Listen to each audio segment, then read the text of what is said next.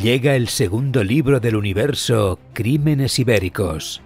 Juicios de Crímenes, el nuevo lanzamiento del exitoso podcast True Crime con millones de oyentes. 10 casos reales, 10 juicios que marcaron a la opinión pública en España. Escrito por la periodista experta y presentadora de televisión Carmen Corazzini, este libro nos lleva al corazón de las salas de vistas, donde se dice la verdad o se fabrica. ¿Cómo actuaron los jueces? ¿Qué pruebas lo cambiaron todo? ¿Hubo justicia o solo un veredicto? Una mirada única a cómo se construyen los relatos judiciales de los crímenes más impactantes de nuestra historia reciente. Disponible ya en Amazon y en las principales librerías. Coordinado por el equipo de Crímenes Ibéricos. Llega el libro Juicios de Crímenes. Si escuchaste el crimen, espera a ver cómo se dictó sentencia.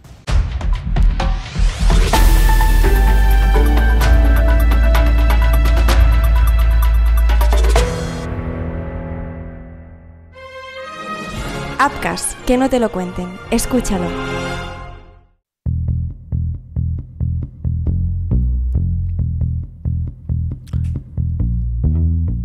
Era un camionero que se dedicaba al transporte de larga distancia y se consideraba un mujeriego.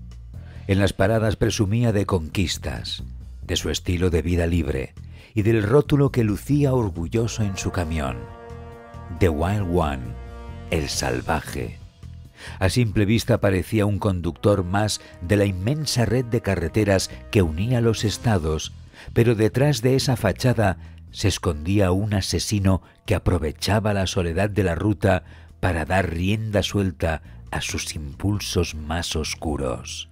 Durante sus recorridos recogía a mujeres, en su mayoría trabajadoras sexuales o personas en situación vulnerable, y tras un breve engaño las estrangulaba sin piedad. Después arrojaba sus cuerpos en cunetas, rampas de acceso o bajo puentes, lugares donde nadie reparaba en nada hasta que era demasiado tarde. Era un depredador que conocía bien cómo ocultarse en la rutina del asfalto. Hola, mi nombre es Marc Trucco. Bienvenidos a Crímenes Ibéricos, el podcast de Apcas creado y dirigido por Joan Prats y producido por Marc Jiménez, donde desenterramos las historias más oscuras y reales de la crónica negra. Aquí narramos casos reales que estremecieron al mundo, historias que hoy también viven en nuestros 2 libros publicados, Crímenes Ibéricos y Juicios de Crímenes, que ya puedes adquirir en Amazon y librerías. Empezamos.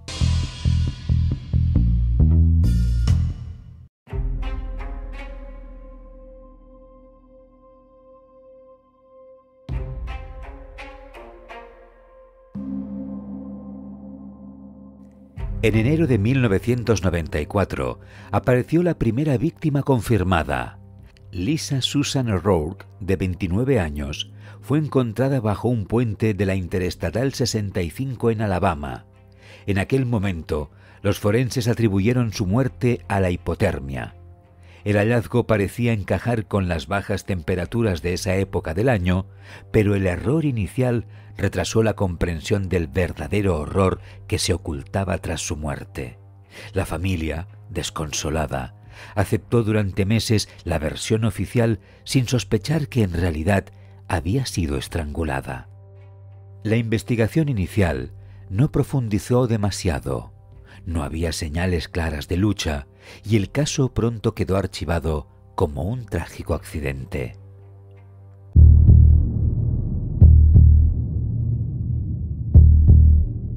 Años después, los informes forenses revisados arrojaron luz sobre las marcas en su cuello que habían pasado desapercibidas. Los investigadores reconocieron que aquella joven no había sucumbido al frío, sino a las manos de un asesino que ya se movía libremente por las carreteras. Este descubrimiento tardío dejó en evidencia las limitaciones de la ciencia forense de la época y la falta de coordinación entre estados. Mientras tanto, el asesino ya había seguido adelante en otro estado, con otra víctima. La ruta se convertía en un corredor de impunidad. Cada frontera estatal que cruzaba era como un borrón en el mapa, una nueva oportunidad para matar sin que los departamentos de policía conectaran las piezas. El caso de Lisa Susan O'Rourke terminó siendo visto con otros ojos. No era un episodio aislado, sino el comienzo de una cadena de crímenes que se extendería por todo el sur del país. Un año más tarde, en enero de 1995, la carretera volvió a ser escenario de un crimen. Brenda K. Hagee, de 45 años y originaria de India, fue recogida en una gasolinera de Tennessee. Allí, mientras fumaba un cigarrillo en el frío de la madrugada, aceptó la invitación del camionero, un hombre corpulento de larga barba negra salpicada de canas que le prometía llevarla hasta Virginia. La conversación fue corta, banal. Apenas unas palabras sobre el clima y el cansancio de la ruta. Pero tras esa apariencia de normalidad, se gestaba la tragedia. Una vez dentro del vehículo, el ambiente cambió. El motor rugía mientras avanzaban, y Brenda comenzó a sentirse incómoda con las miradas insistentes del conductor. Los minutos se volvieron eternos cuando comprendió que aquel viaje no terminaría donde él había prometido. La tensión creció y en un instante el camionero se abalanzó sobre ella. La lucha fue breve y desesperada, ahogada por la brutal fuerza de unas manos que se cerraban con violencia sobre su cuello. Cuando su cuerpo quedó inerte, el asesino detuvo el camión en un acceso solitario de la Interestatal 81, en Bristol, Virginia. Con una frialdad escalofriante, arrastró el cuerpo fuera de la cabina y lo dejó a un lado de la carretera. Pero aún quiso dejar una huella de crueldad mayor. Volvió a subir al camión y lo pasó por encima de sus piernas, destrozándolas bajo el peso de las ruedas.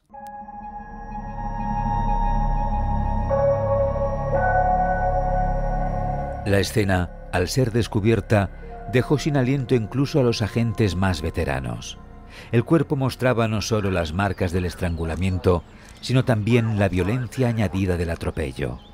Parecía un mensaje de desprecio absoluto por la vida humana, un intento de degradar a la víctima incluso después de la muerte. Los forenses coincidieron en que aquel gesto hablaba más de odio y dominación que de la necesidad de ocultar pruebas. Para Brenda, el viaje de esa noche había comenzado como una esperanza de transporte y compañía en medio de la soledad de la carretera. Para el asesino, fue la oportunidad perfecta de saciar su impulso más oscuro. La autopista, con su anonimato y su tránsito constante, ofrecía el escenario ideal para un crimen silencioso. Los agentes que acudieron a la escena describieron una imagen de crueldad impactante, una de esas estampas que marcaban de por vida a quienes la contemplaban. En el silencio helado de la madrugada, con los focos iluminando el asfalto y el cuerpo inmóvil, quedó clara la magnitud de la amenaza que recorría aquellas carreteras.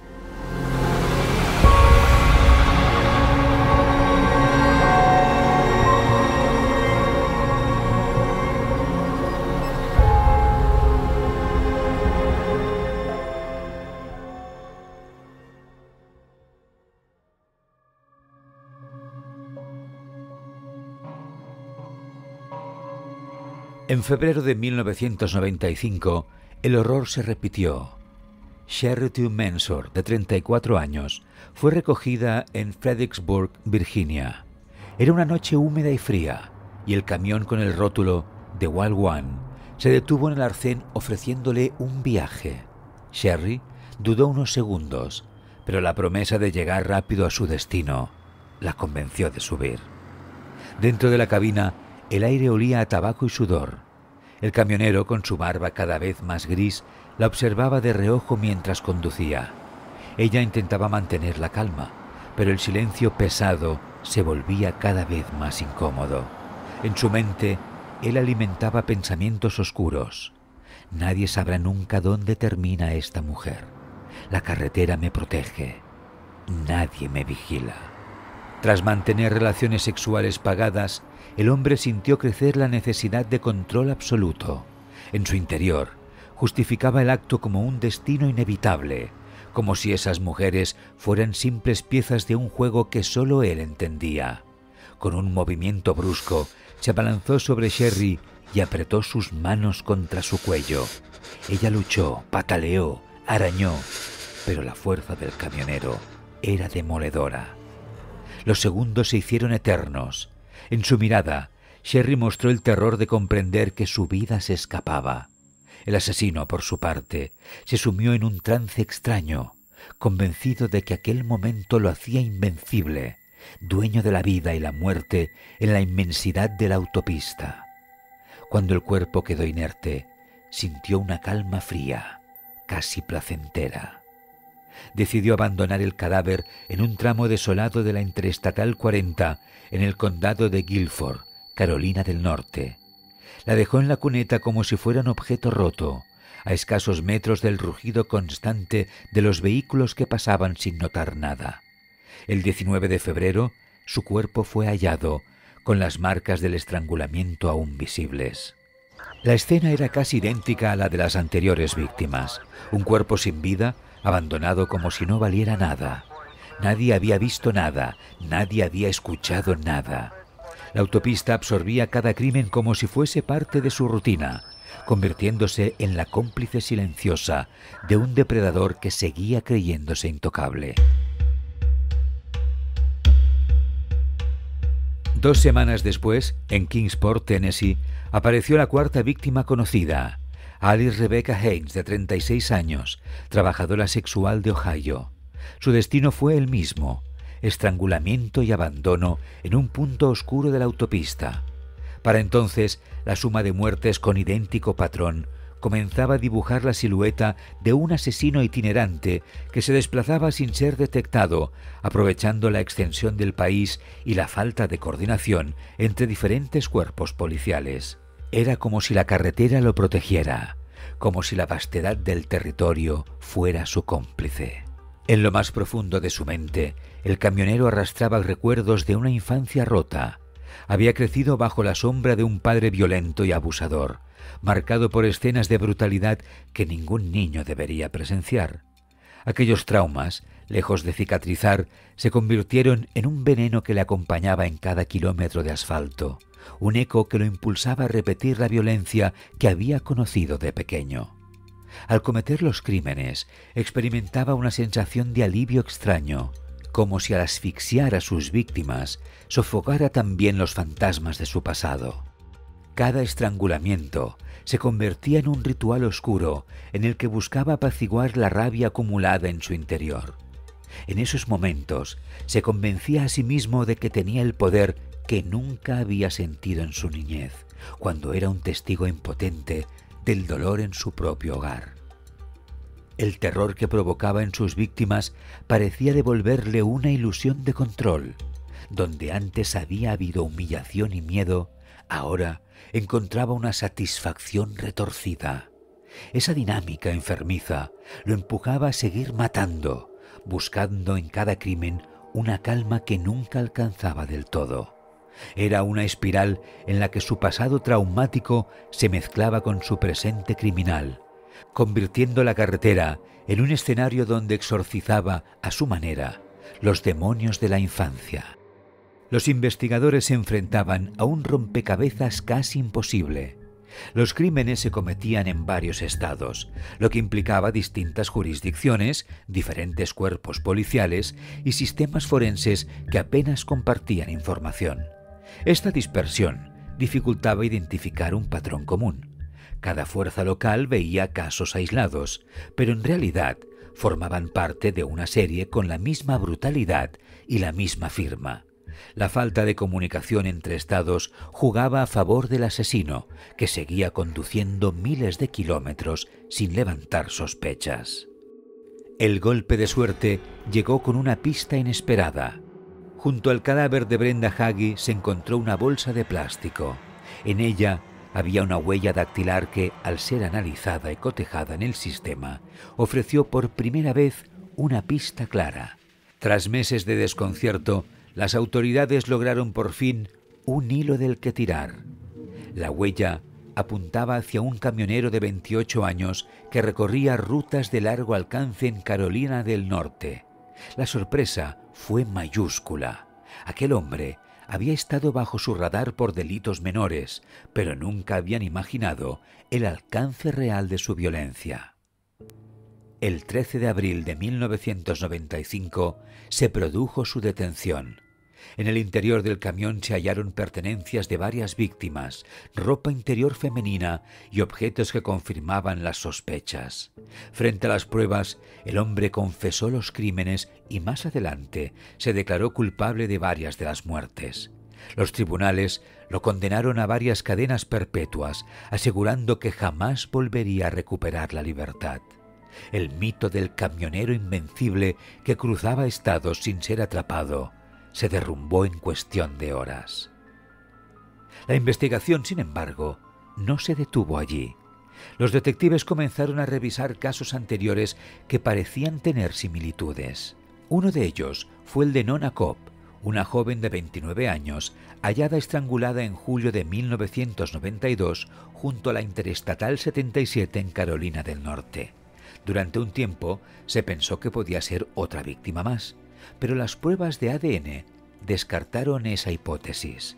La muerte de Cobb permaneció sin resolver durante 30 años, un vacío que pesaba sobre las familias y sobre los agentes que nunca dejaron de buscar respuestas. La tecnología se convirtió en la clave para resolver ese misterio. En 2021, una revisión de las pruebas genéticas permitió establecer un perfil que condujo a otro nombre: Warren Luther Alexander, también camionero de largas distancias. Los investigadores recurrieron a técnicas de genealogía genética forense, un método que comparaba fragmentos de ADN con bases de datos públicas y privadas de ascendencia, lo que permitía identificar parientes lejanos de un sospechoso desconocido. Con esa información, elaboraron árboles familiares y redujeron la lista de posibles culpables hasta llegar a un nombre concreto. El caso se reabrió porque los avances científicos ofrecían una nueva oportunidad que en los años 90 era impensable. Los perfiles de ADN almacenados en el CODIS, Combined DNA Index System, la base de datos nacional de perfiles genéticos gestionada por el FBI, fueron analizados con equipos de última generación capaces de detectar coincidencias parciales que antes se daban por inválidas. La presión de las familias y el empeño de algunos detectives retirados también influyeron.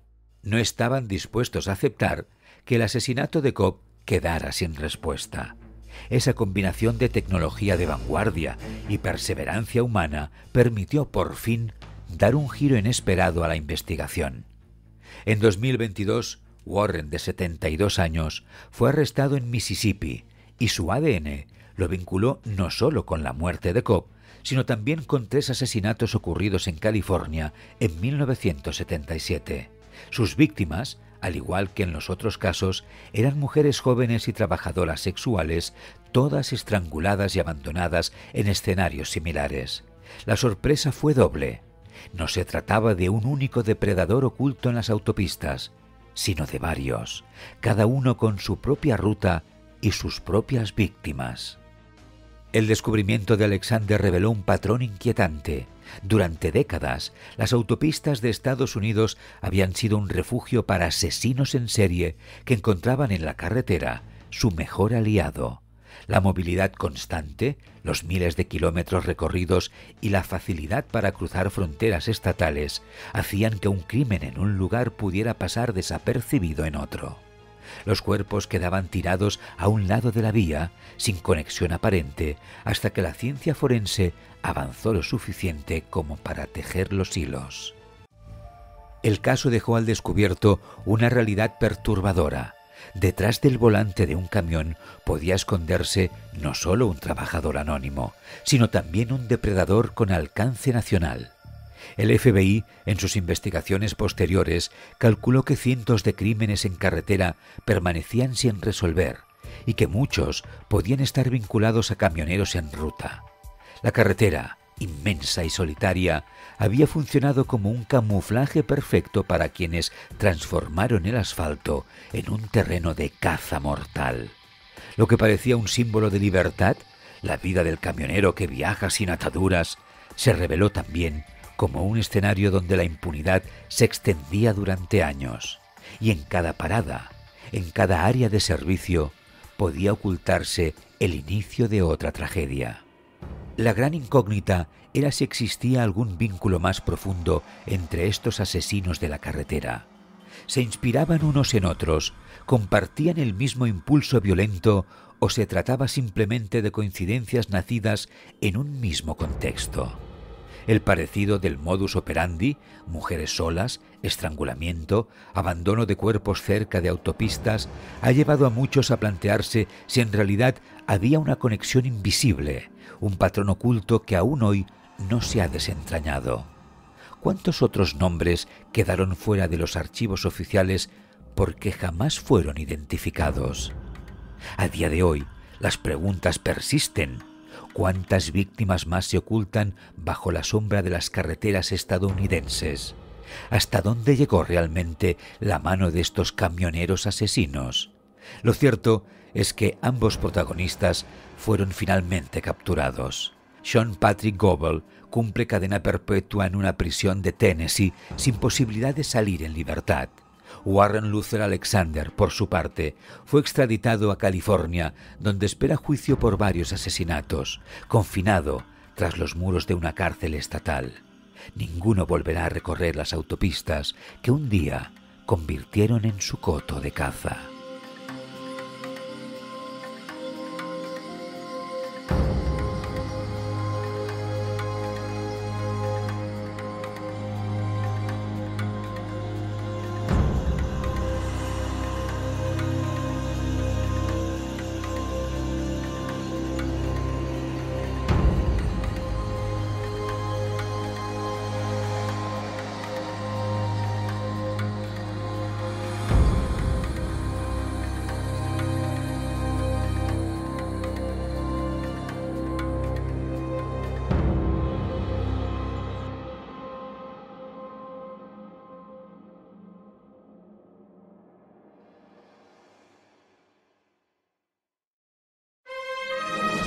Upcast, que no te lo cuenten. Escúchalo.